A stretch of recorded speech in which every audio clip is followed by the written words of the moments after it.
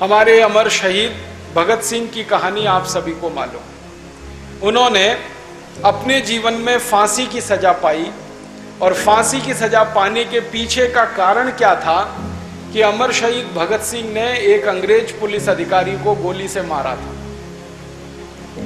उस अंग्रेज पुलिस अधिकारी का नाम था सैंडर्स। लाहौर का वो सुपरिंटेंडेंट ऑफ पुलिस हुआ करता था। सैंडर्स ने क्या किया था, भारत देश के एक अहिंसावादी क्रांतिकारी, जो अंग्रेजों को भारत से मजबूर होकर भगा देने के काम में लगे हुए क्रांतिकारी लाला लाजपत राय पर लाठी चार्ज किया था सैंडर्स। लाला लाजपत राय ने अंग्रेजों की सरकार के एक कानून का विरोध करने के लिए एक जुलूस निकाला था लाहौर में। अंग्रेजों की सरकार ने एक कानून बनाया था, उसका नाम था रॉलेट एक्ट। उस रॉलेट एक्ट में यह व्यवस्था दी गई थी कि कोई भी भारतवासी को कोई भी अंग्रेज सरकार का पुलिस कर्मचारी रात के 2-3 बजे घर से पकड़कर ले जा सकता है और बिना मुकदमा चलाए उसको सालों साल जेल में रख सकता है।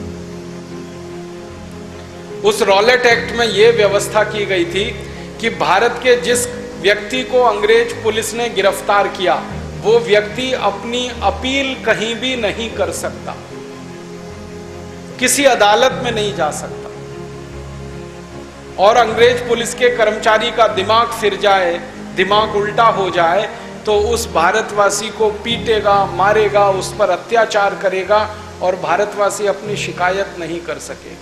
ऐसा एक बर्बरतापूर्ण कानून बनाया था अंग्रेजों की सरकार ने, उसका नाम था रॉलेट एक्ट। उसका विरोध करने के लिए लाला लाजपत राय ने एक बहुत बड़ा जुलूस निकाला था लाहौर में। उस जुलूस के शांतिपूर्ण प्रदर्शन पर अंग्रेजी अधिकारियों ने लाठी चार्ज किया था और लाला लाजपत राय के सिर में इतनी लाठियां मारी थी कि लाला जी को ब्रेन हेमरेज हो गया था और उनकी मृत्यु हो गई। हमारे देश के जो भगत सिंह जैसे क्रांतिकारी थे, उनको ये बर्दाश्त नहीं हुआ। भगत सिंह भी वहीं हुआ करते थे जहां लाला लाजपत राय थे, लाहौर। तो भगत सिंह को बर्दाश्त नहीं हुआ। उन्होंने अपने साथियों के साथ मिलकर अंग्रेज पुलिस अधिकारी सैंडर्स के खिलाफ पुलिस में एक शिकायत दर्ज की। पुलिस की उस शिकायत के आधार पर इंक्वायरी हुई, जांच हुई। जांच में पाया गया कि लाला जी के ऊपर लाठियां बरसाई गई थी बिना किसी कारण के। लाला जी ने ऐसा कोई काम नहीं किया था कि उनको लाठियों से पीटा जाए। ना उन्होंने संपत्ति का नुकसान किया, ना उन्होंने पुलिस का कोई नुकसान किया, ना पुलिस के खिलाफ उन्होंने कोई अपशब्द कहा, ना पुलिस के खिलाफ कोई कार्यवाही की, ना किसी को उकसाया, ना किसी को भड़काया। फिर भी उनके सिर में लाठियां मारी गई। ये जांच में बात निकल के आई। तो शहीद आजम भगत सिंह का यह कहना था कि सैंडर्स नाम के अधिकारी को दंड मिलना चाहिए, क्योंकि उसने बिना किसी कारण लाला जी को सिर में लाठियां मारी और लाला जी का ब्रेन हेमरेज हो गया। लेकिन जब सैंडर्स के सामने ये बात आई तो सैंडर्स ने कहा कि मुझे कोई सजा मिल नहीं सकती, कोई दंड मुझे हो नहीं सकता, क्योंकि मैंने जिस कानून के आधार पर यह काम किया है वो कानून मेरे पक्ष में है, पिटने वाले के पक्ष में नहीं। उस कानून का नाम क्या? उस कानून का नाम है इंडियन पुलिस एक्ट।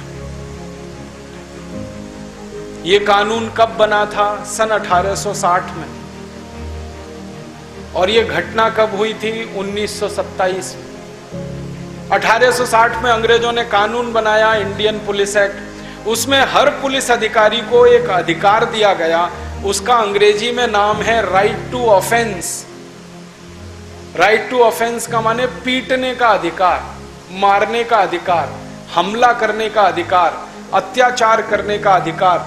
ये सारे अधिकार अंग्रेज अधिकारियों को दिए गए, पुलिस को दिए गए। लेकिन जिसको पीटा जा रहा है उसको बचाव करने का कोई अधिकार नहीं दिया गया।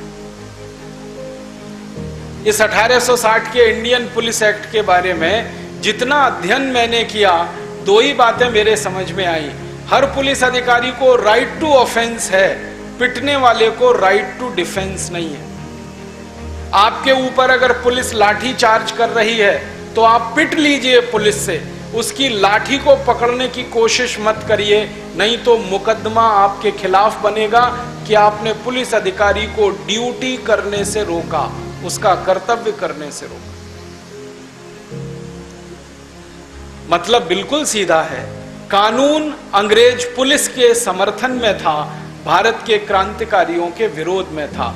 तो सैंडर्स ने जब अदालत में यह बहस उठाई और उसने कहा कि मुझे तो कोई दंड नहीं हो सकता, मुझे तो कोई सजा नहीं हो सकती, क्योंकि ये कानून के आधार पर मैंने काम किया है। अब इसमें लाला जी का सिर फट गया तो मैं क्या करूं? मैंने तो मेरी ड्यूटी निभाई थी, मेरा अधिकार है कि मैं उनके सिर पर लाठी बरसाऊं। लाला जी मर गए तो मैं क्या करूं? जब इस तरह की बहस हुई तो भगत सिंह को बहुत क्रोध आया और इस बहस का अंतिम परिणाम क्या निकला? सैंडर्स को बाइज्जत बरी किया गया, उसको कोई सजा नहीं हुई, उसको कोई दंड नहीं हुआ। तो भगत सिंह ने फिर कसम खाई कि अब न्याय मुझे अपने हाथों से करना पड़ेगा, अंग्रेजी व्यवस्था से न्याय की हम उम्मीद नहीं कर सकते। अपने हाथों से न्याय करने के लिए ही भगत सिंह ने अपनी एक टोली बनाई, जिस टोली में चंद्रशेखर आजाद उनके सहयोगी बने। भगत सिंह एक, राजगुरु एक, सुखदेव एक, चंद्रशेखर आजाद एक, ऐसी करके एक टोली तैयार हुई। इस टोली ने कसम खाई कि आज नहीं तो कल इस सैंडर्स को हम मार डालेंगे। क्यों? क्योंकि इस सैंडर्स का जिंदा रहना बहुत खतरनाक है। इसने आज एक लाला जी को मारा है सिर पर लाठी के, कल दूसरे लाला जी को मारेगा, फिर तीसरे को मारेगा, और सारे देश में इसी तरह का माहौल अगर बना तो क्रांतिकारियों के तो जिंदा रहने का कोई स्थान नहीं बचेगा। इसलिए सैंडर्स को मरना बहुत जरूरी है। और इन्होंने एक दिन समय देखकर सैंडर्स को गोली मारी। भगत सिंह ने खुद गोली चलाई थी और प्रत्यक्षदर्शियों ने यह बताया इस घटना के बारे में कि भगत सिंह को इतना क्रोध था मन में कि पहली गोली में ही सैंडर्स ढेर हो गया था, मर गया था। लेकिन भगत सिंह ने 2 गोलियां और मारी थी उसकी छाती में अपने गुस्से को निकालने के। और उस समय भगत सिंह ने कहा था कि जो न्याय अंग्रेजी पुलिस व्यवस्था से हमको नहीं मिला, वो न्याय लेने के लिए हमको हाथ में रिवॉल्वर उठानी पड़ी। ये कहानी है।